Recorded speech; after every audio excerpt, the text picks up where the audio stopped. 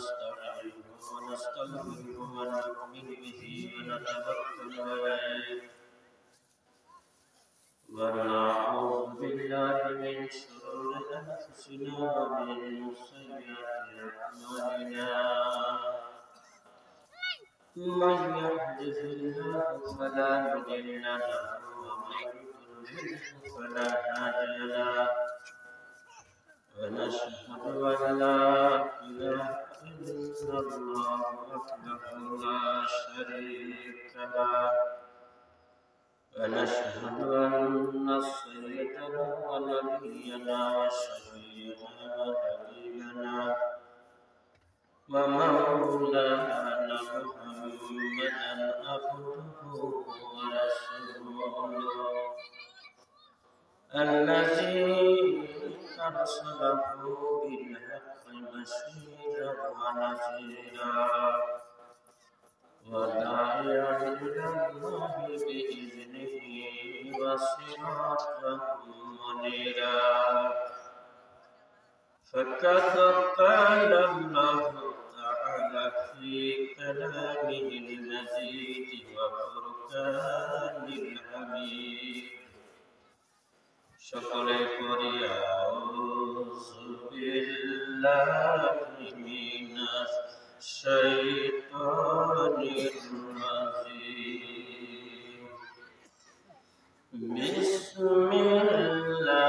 বিসমিল্লাহির রহমানির রহিম লাকাদ কানা লাকুম ফি রাসূলিল্লাহি উসওয়াতুন হাসানাহ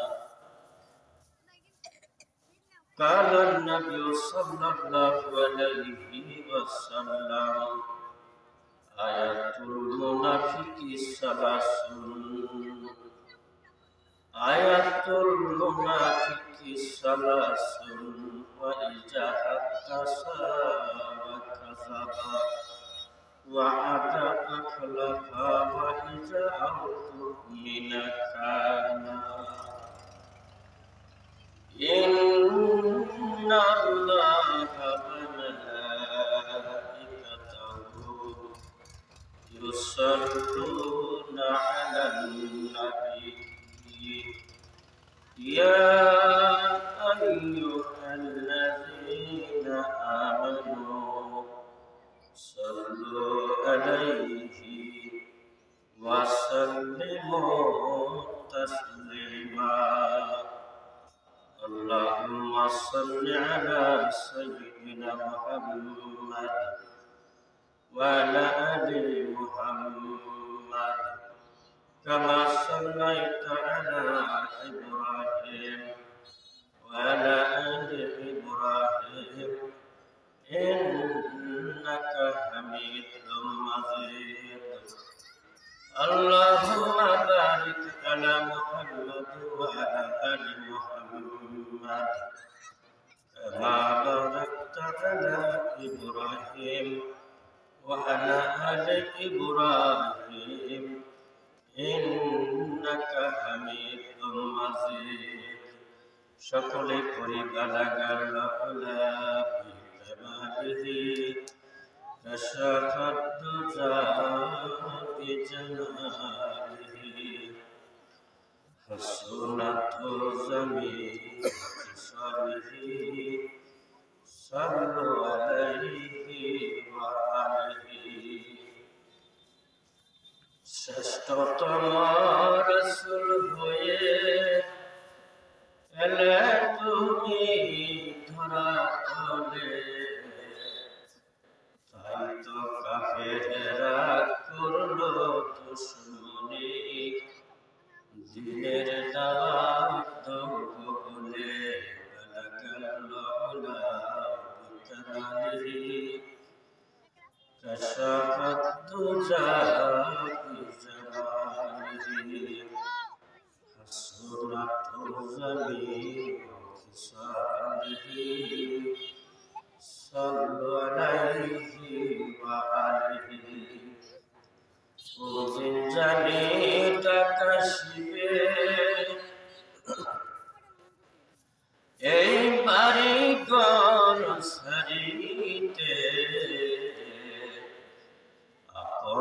পোশাক খুলে খুলে সাদা কাপড় পরাইবে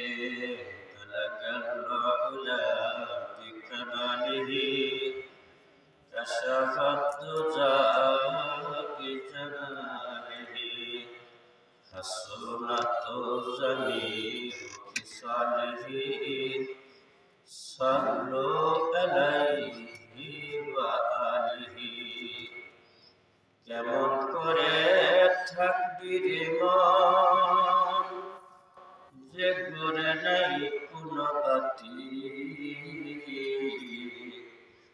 কেমন করে থাকবি রে মন যে করে নাই কোন সাথী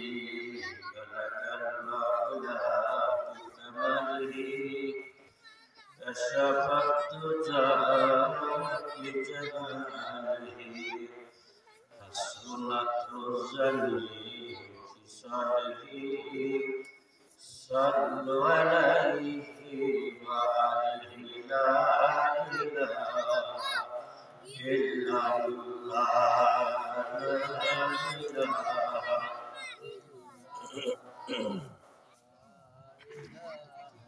إلا الله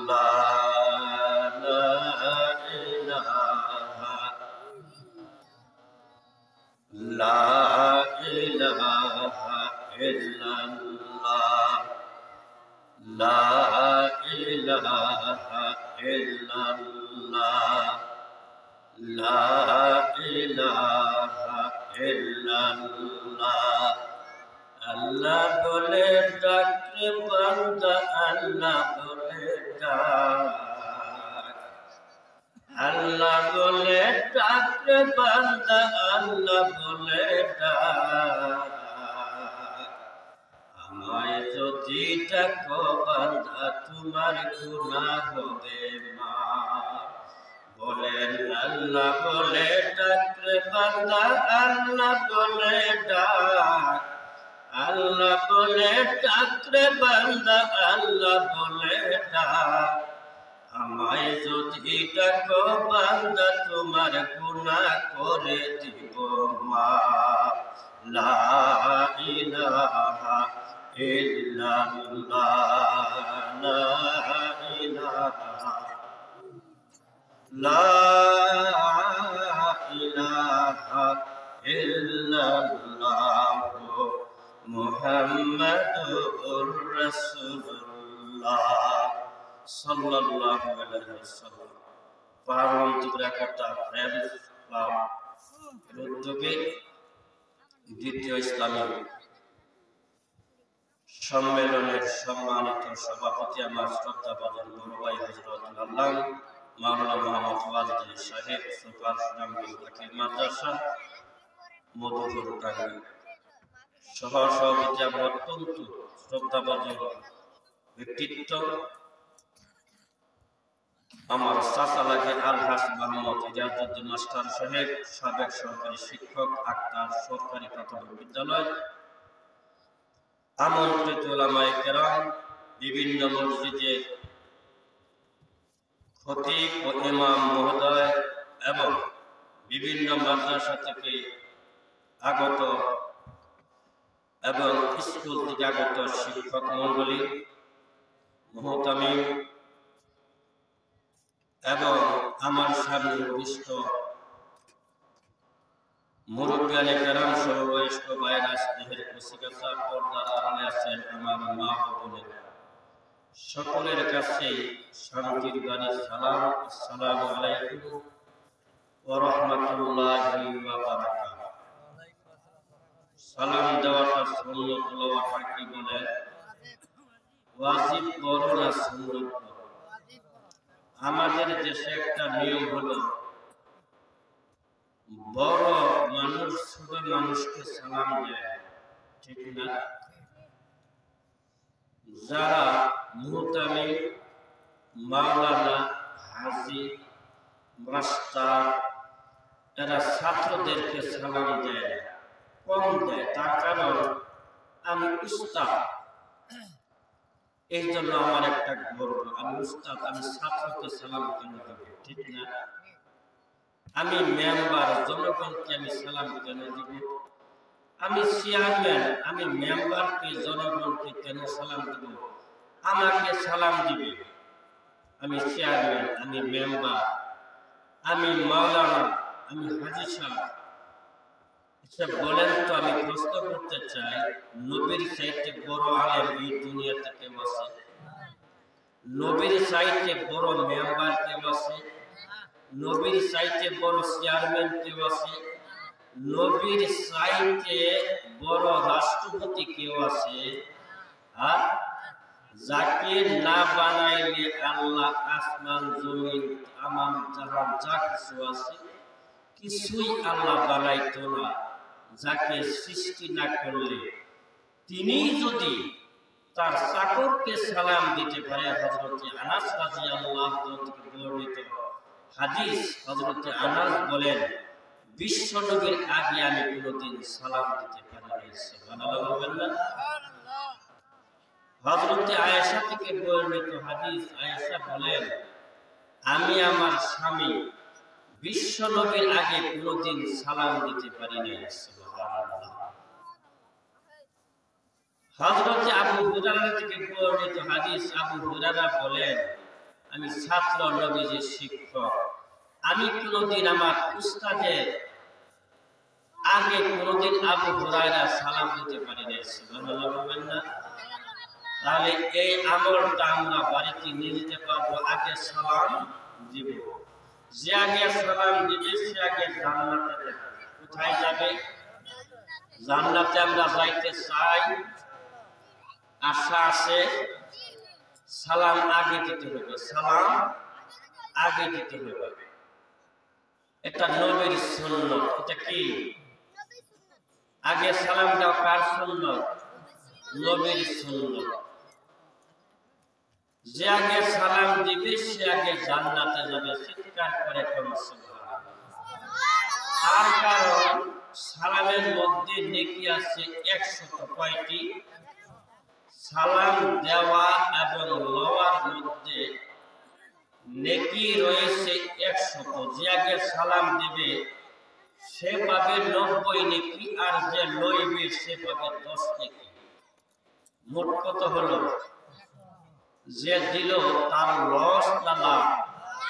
যে লইল তার লস, ঠিক না? আমরা তো মনে করি আমি আমাকে সালাম দিব, আমি বড়। আসলে আল্লাহর কাছে বড় কে হয়ে গেল? যে সালাম দিল। হাসরের ময়দানে যার নেকি বেশি সে আগে জান্নাতে যাবে না নেকি যার কম? আর আমার আল্লাহ বলেন ইন্নাল আবরারা লাফি নাঈম। নেককার বান্দাগুলি কই যাব? কোথায়? জান্নাতে। সালাম দিলেই তো নেককার, ঠিক কিনা? সৎ কাজ করলেই তো নেককার, ঠিক না?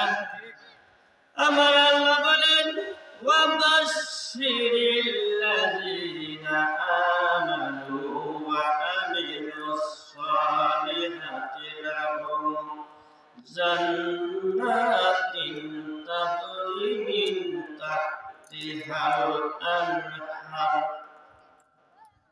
সুসংবাদ হে নবী, আপনি একটা মেসেজ আপনার উম্মতদেরকে জানাই দেন, যারা নেক আমল করবে, নেক কাজ করবে, তাদের জন্য জান্নাতের ঘোষণাটা দিয়ে দেন নবী। সুবহানাল্লাহ বলেন।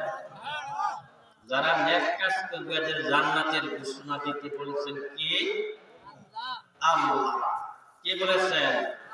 আল্লাহ। সুসংবাদটা জানিয়ে দেন, মেসেজটা জানিয়ে দেন যে নেক কাজ করবে সে জান্নাতি।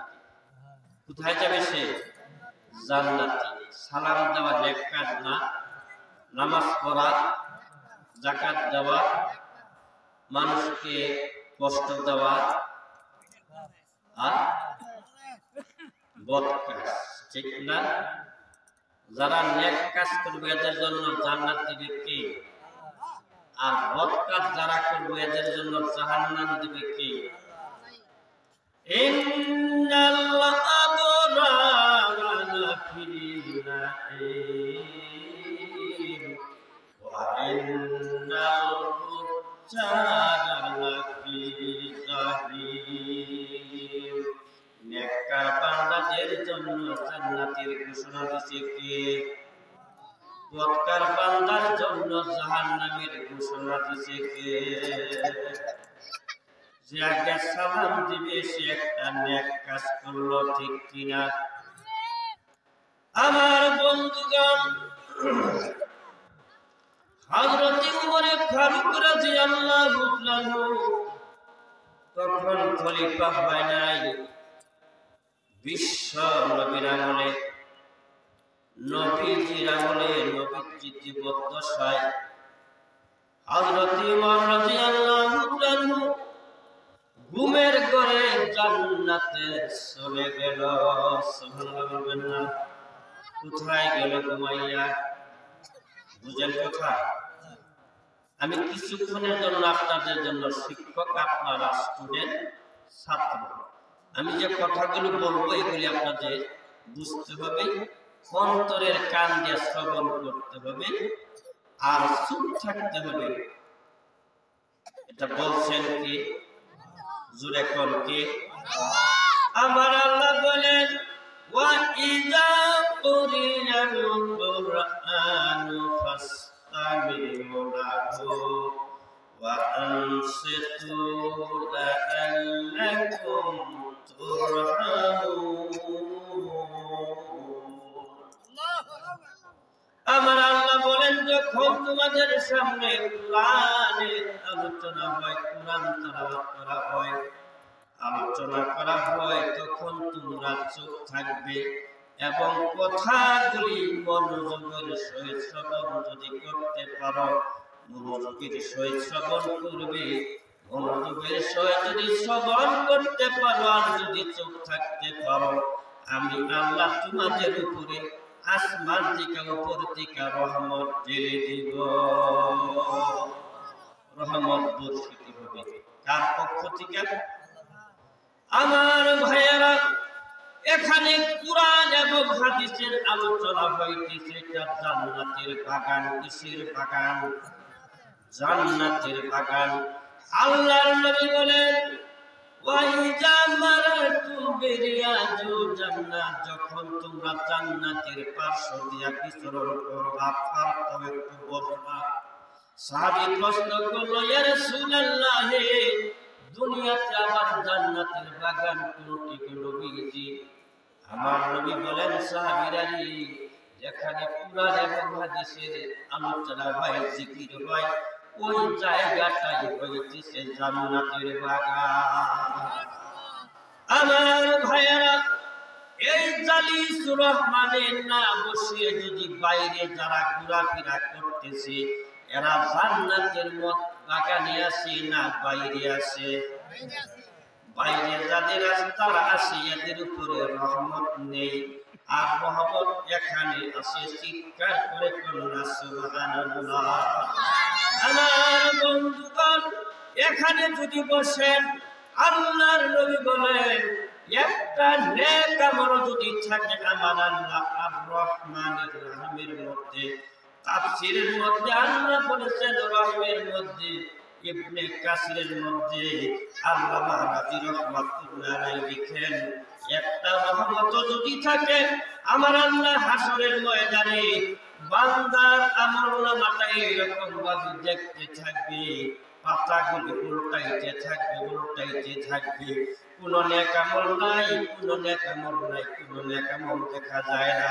হঠাৎ করে বেরিয়ে আসবে পাহাড়ের উপরে কোথা ফ্রেন্ড ক্লাবের উদ্যোগে একটা মাহফিল হয়েছিল।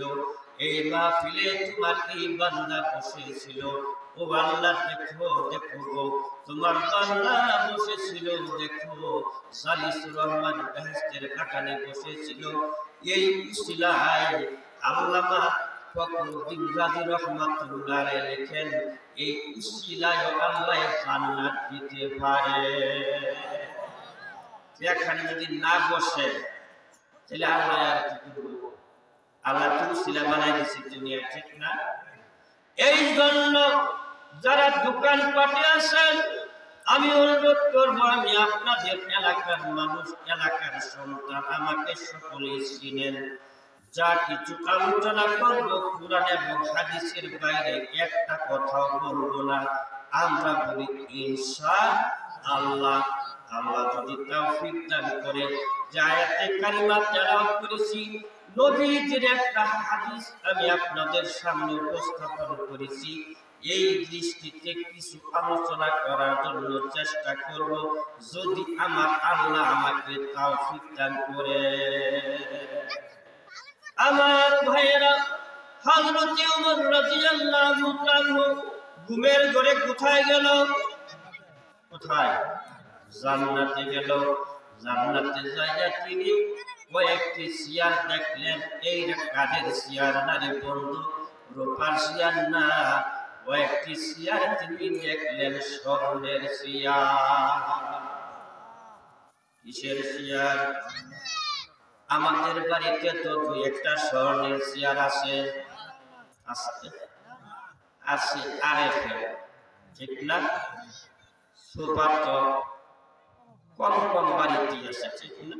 যারা ধনী মানুষ, টাকা পয়সা বেশি আছে, এরা বিলাসিতা করে দুই একটা সোফা আছে তাদের, তাই না?